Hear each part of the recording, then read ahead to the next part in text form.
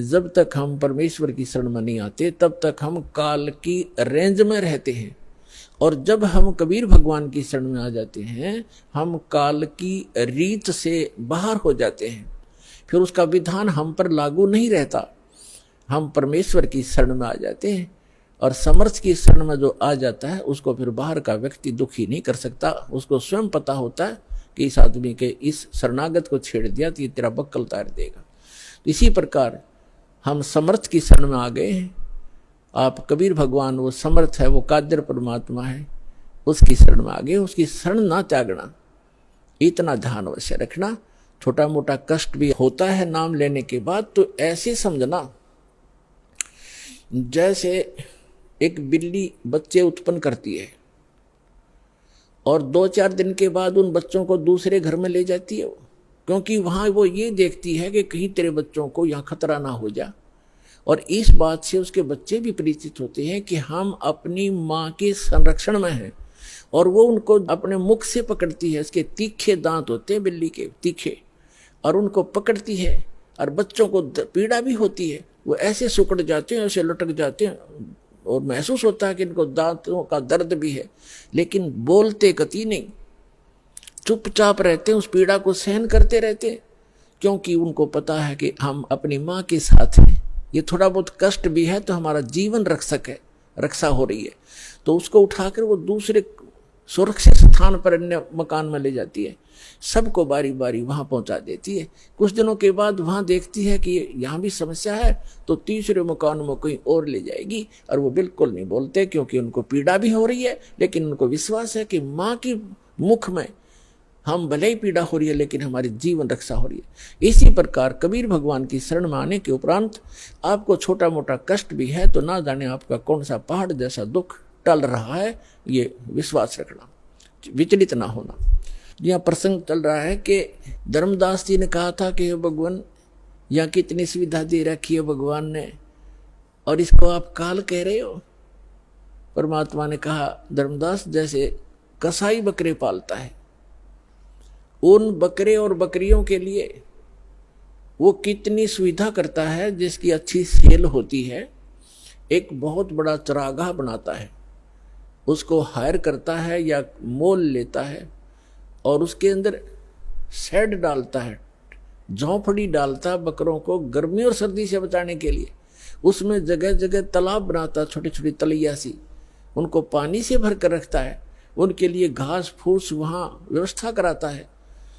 उस सारी व्यवस्था को देखकर वो भोले प्राणी ये समझ बैठते हैं कि हमारा मालिक, हमारा स्वामी कितना दयालु है, हमारी कितनी केयर टेक रखता है, सारी सुविधाएं प्रदान करता है, हिंसक पशुओं से बचाता है, चारों तरफ से बाड़ लगा देता है, और अंदर वृक्ष हैं, झाड़ बोझड़े हैं, फल घास फूस है, गर्मी से बचने के लिए शेड है, सर्दी से बचने के लिए व्यवस्था शेड है। तो वो इस सारी व्यवस्था को देखकर वो मान बैठते हैं कि जो हमारा ये स्वामी है बड़ा दयालु है, ये परमात्मा है। और जब वो कभी उनके बीच में आता है तो वो सारे उसको प्यार देने के लिए उसके चारों तरफ कोई ऊपर को पैर फैलाता है अपने सीने से लगाने के लिए, और वो उसको चाटते हैं, प्यार से जीभ से चाटना चाहते हैं, उनको एक विशेष रिगार्ड देने के लिए।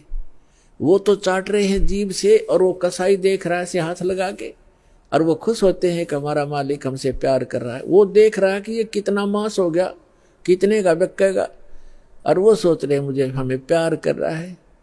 तो पुण्यात्मा परमात्मा कहते हैं कि जिस समय उस कसाई को 5-10 बकरों की आवश्यकता पड़ती है, बकरियों की, तो उस समय वो ये नहीं देखता ये किसकी माँ है, किसका बेटा है। एक परिवार के 3-3 इकट्ठे भी आ सकते हैं, उनने तो मोटे मोटे छांट के और वो निकाल लेने जो अच्छे मांस युक्त हो गए, घनी बिक्री होगी।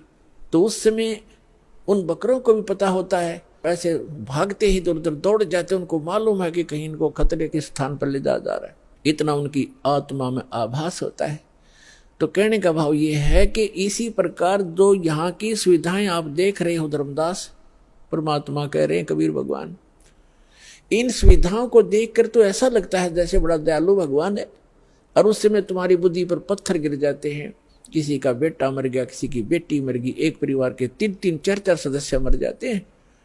यहाँ एक बता रहे थे, कोई सरसा से सत्संग सुनकर जा था, जिसके उस गाड़ी के अंदर 16 सदस्य थे एक का परिवार के, बूढ़ा बूढ़ा घर रह गया था, 16 के 16 एक्सीडेंट में मर गए। बताओ पुण्यात्मा, और उनकी कार और कोठियां और बड़े बड़े सारी व्यवस्थाएं थी, कुल नाश हो गया उसका। तो कहने का भाव ये है कि उस समय बुद्धि कहाँ जाती है आपकी, ये सुविधाएं किसने दे रखी थी, ये फिर क्यों छीन लिया 1 मिनट में। तो इसको काल कहते हैं, और जो केवल सुख दे उसको दयाल कहते हैं, उसको परमात्मा कहते हैं। आप इसको परमात्मा मान बैठे हो, लेकिन ये परमात्मा नहीं है। यहाँ तो दुख के अतिरिक्त आपको कुछ मिलता ही नहीं। चाहे कितना ही आपको सुखी व्यक्ति नजर आता है इस झूठे सुख से युक्त, चाहे कोई मंत्री है, प्रधानमंत्री है, या कितना ही बड़ा सेठ है, और कैसी आपने उसकी सुविधा नजर आती है। गरीब आदमी तो इन्होंने सोचा है ये कार कोठी वाले घने सुखी होंगे, या फिर ये अफसर हैं, कर्मचारी अधिकारी हैं, ये बड़े सुखी होंगे। सुख नाम की वस्तु नहीं यहाँ पर इस गंदे लोक में। सबके टेंशन ग्रस्त रहती हैं, सारा दिन ऊपर से दिखे चौपड़े और अंदर से इनके खराब हो रहे हैं खोपड़े, किसी ने देख लेते, सभी टेंशन लिए फिरते। तो वो टेंशन लेस स्थान जो प्लेस है वो सतलोक है, उसको सुख सागर कहते हैं, सुख सागर कहते हैं।